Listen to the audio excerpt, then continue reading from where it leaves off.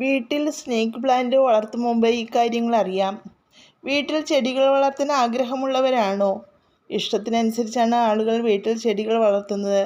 എന്നാൽ നിങ്ങൾക്ക് ഇഷ്ടപ്പെട്ട ചെടികളിലെല്ലാം വീട്ടിൽ വളർത്താൻ പറ്റിയതാണോ അല്ലയോ എന്നതിനെക്കുറിച്ച് അറിഞ്ഞ ശേഷമാണോ അങ്ങനെ ചെയ്യാറുള്ളത്? ഏറെ പേരും വീടിനകത്തും പുറത്തും സ്നേക്ക് പ്ലാന്റുകൾ വളർത്താറുണ്ട്. എന്നാൽ സ്നേക്ക് പ്ലാന്റിനെ കുറിച്ച് ശ്രദ്ധിക്കാതെ പോകുന്ന ചില കാര്യങ്ങളുണ്ട്. അലങ്കാര ചെടിയായാണ് സ്നേക്ക് പ്ലാന്റിനെ പൊതുവെ വീടിനകത്ത് വളർത്തുന്നത്. മറ്റു ചെടികളെ പോലെയല്ല. സ്നേക്ക് പ്ലാന്റിന് വെള്ളം വേണോ വേണ്ടയോ എന്ന് തിരിച്ചറിഞ്ഞ് അത് ചെയ്യാൻ ഇത്തിരി പ്രയാസമാണ്. കൃത്യമായ രീതിയിൽ വെള്ളം കിട്ടിയാൽ മാത്രമേ ഈ ചെടി ശരിയായി വളരുകയുള്ളൂ. ഒരിക്കൽ വെള്ളം ഒഴിച്ചു കഴിഞ്ഞാൽ ചട്ടിയിലെ മണ്ണ് ഉണങ്ങുന്നതുവരെ വെള്ളം ഒഴിക്കരുത്. അമിതമായി വെള്ളമൊഴിച്ചാൽ സ്നേക്ക് പ്ലാന്റ് പെട്ടെന്ന് ചീഞ്ഞു പോകും. അമിതമായി നനയ്ക്കുന്നത് മാത്രമല്ല, ശരിയായ മണ്ണ് തിരഞ്ഞെടുത്തില്ലെങ്കിലും അവ ചീഞ്ഞു പോകാം. വെള്ളം കെട്ടി നിൽക്കാത്ത നീർവാഴ്ചകളുള്ള മണ്ണ് തിരഞ്ഞെടുക്കണം. അല്ലെങ്കിൽ വെള്ളം കെട്ടി നിന്ന് വേര് ചീഞ്ഞു പോകുകയോ ഇല കൊഴിഞ്ഞു പോവുകയോ ചെയ്യും. സ്നേക്ക് പ്ലാന്റ് നടാൻ ചട്ടി തിരഞ്ഞെടുക്കുമ്പോഴും ശ്രദ്ധിക്കണം.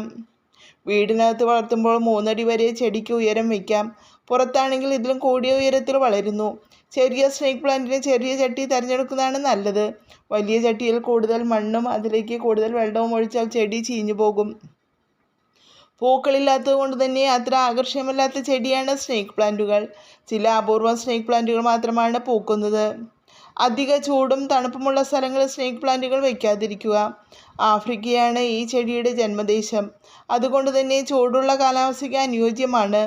എങ്കിലും നേരിട്ടുള്ള സൂര്യപ്രകാശത്തിൽ കൂടുതൽ നേരം തുടർച്ചയായി 100 ഡിഗ്രി ഫാരൻഹീറ്റിന് മുകളിലുള്ള താപനിലയിൽ ഇരുന്നാൽ അവയുടെ ആരോഗ്യത്തിന് ഭീഷണിയാകാം.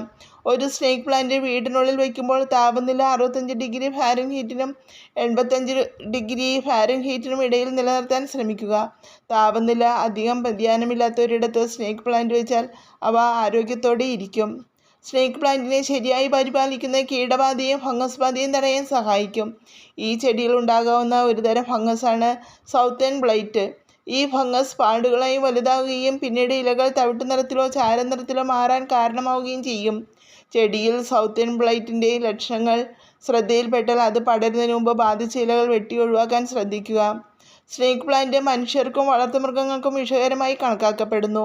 ഇലകളിലുള്ള സാപ്പോണിൻ രാസവസ്തുക്കൾ കഴിക്കുകയോ ചവയ്ക്കുകയോ ചെയ്താൽ വിഷബാധ ഏൽക്കുന്നു.